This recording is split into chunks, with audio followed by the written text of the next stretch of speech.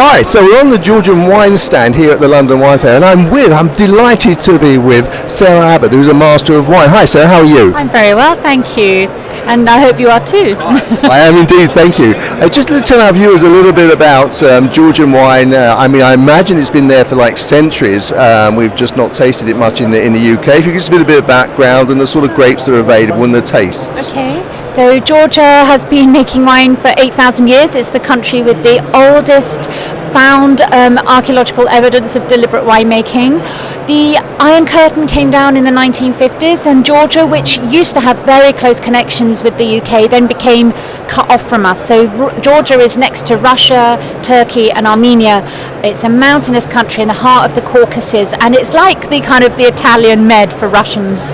So everything grows there. It's the vine, grapes and all kinds of fruit, nuts, and it's a land that is dying to make wine, and it produces mostly white wine, very fresh, bright, lovely white wine. If you like things like Pinot Grigio and Sauvignon Blanc, you will love Georgian wines. And it also makes delicious, rich red wine. So if you like things like Malbec or sort of Australian Shiraz, you will really like Georgian red wines.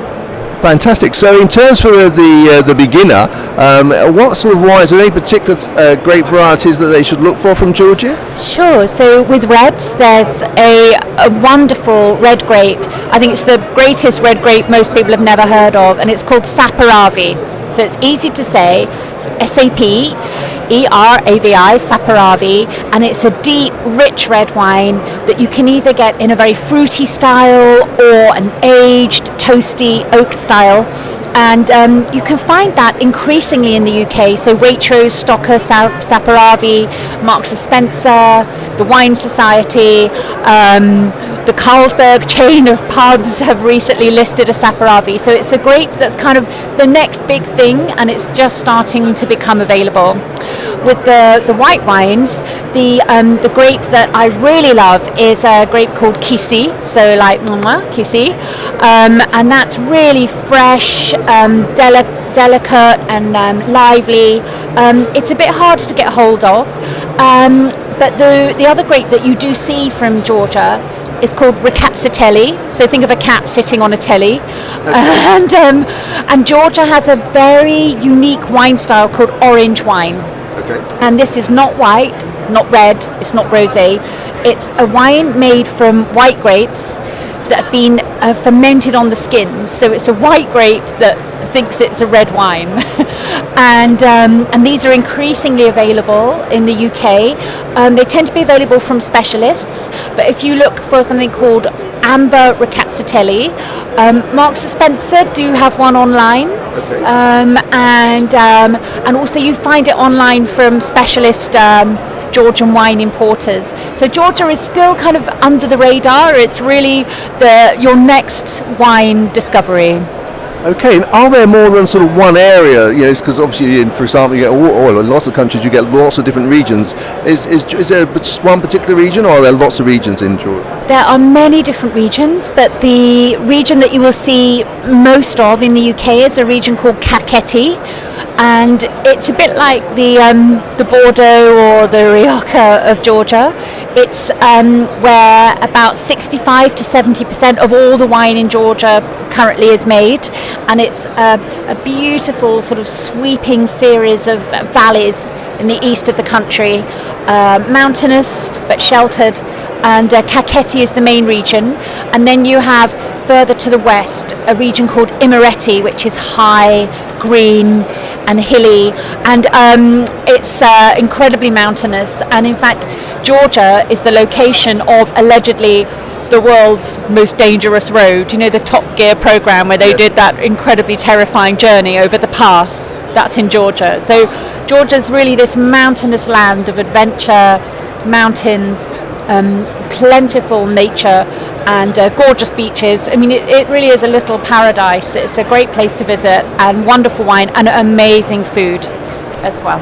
And do you know if in terms of visiting it, that there are sort of like a lot of the established wine areas are very set up to receive visitors? Yes. Is that the case in Georgia? It is. So it's easy to fly to Georgia, direct flights from Luton and Gatwick, and you can fly and you can make your own way around Georgia. It's a safe country. The only thing is that rural public transport can be a little bit patchy, but there are fantastic companies that offer really wonderful and not expensive guided tours of Georgia. So you can fly into Tbilisi, which is the capital, and it's a lovely place, and then you can book a day's tour where you go out and you're taken around the wine regions, and that's a great way to do it because you don't have to worry about driving.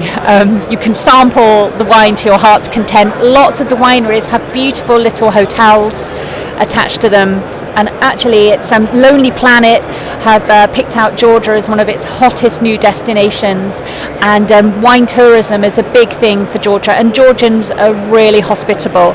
So Mother Georgia, which is the famous statue in the capital, is this statue of this beautiful woman, and she's standing there, it's sort of 10 feet high, and she's holding a wine glass in one hand for guests and a sword in the other for any marauders, because Georgia used to get marauded a lot, although those days are now gone. But yeah, so I highly recommend Georgian wine, food, culture and tourism. It's really a beautiful place, and full of new discoveries, new tastes, and warmth.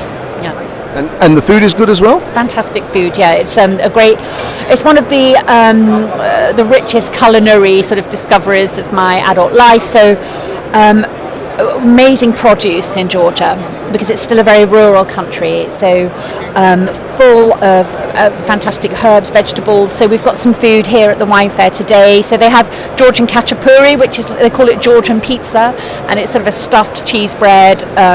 That's amazing. It's not low-cal, but it's amazing. Great with the red wine. But they also have wonderful vegetable dips. They're famous for their pork and their lamb. They have fantastic stews, herbs with everything. And yeah, the food is exceptionally good.